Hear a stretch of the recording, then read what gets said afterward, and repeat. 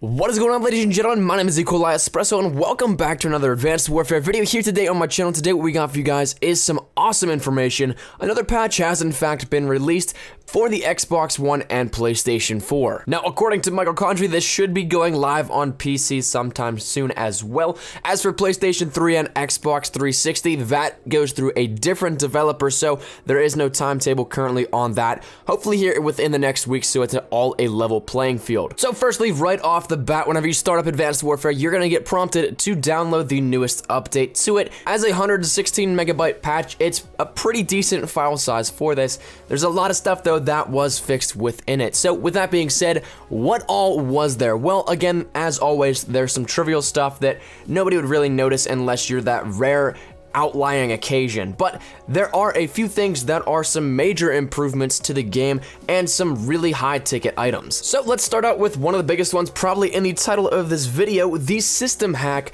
got a nerf. Finally, a lot of people were wanting this. I covered this a little bit ago on my channel here, where it was rumored, but now it's actually the case. It removed the entire skull from the HUD element of the system hack. Whenever it's first called in, that does a lot of blinding damage. It's there for probably about 2 seconds, but it's enough to completely blind you. You can't see anything. With the disorientation going on around it and a giant skull right in front of you, it takes up your entire screen. So it is a nice little addition here to it. I think that is the actual right approach to the score streak.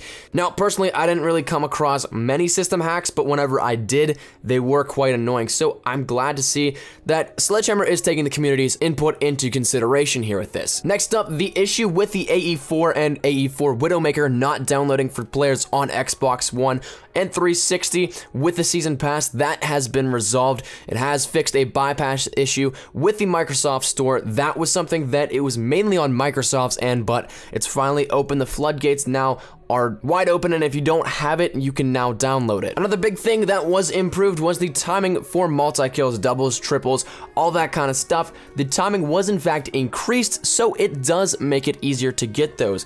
Despite what some people are saying that this will make it tougher to complete some of these challenges that require them, it actually in fact makes it easier because the time itself is elongated more, giving you more opportunities to actually get these.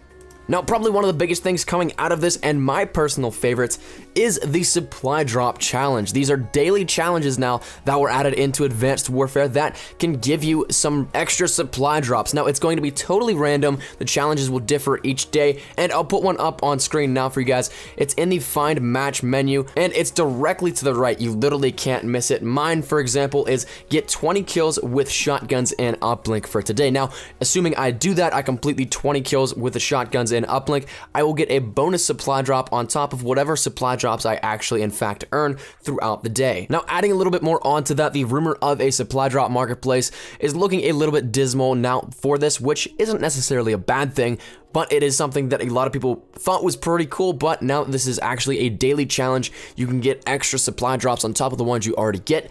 I don't really see it becoming a thing now. Now, another thing that stood out to me was that matchmaking was improved. Now, I have no confirmation or anything of the like, no personal experience if skill-based matchmaking was in fact toned down a bit.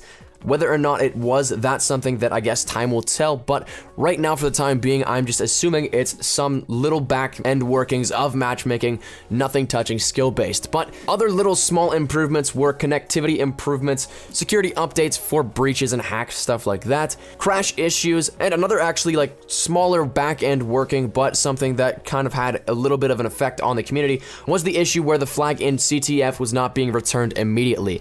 A video by Clayster showcasing this, and it actually lost him a tournament, went viral within the Call of Duty community about a couple weeks ago here, so it's nice to see that fixed as well. Now again, like I said, there are some minor issues that were addressed within this patch as well, but there's not really any use noting them because the majority of people probably have not come across them. But I will leave the link down in the description below to the full patch notes of this.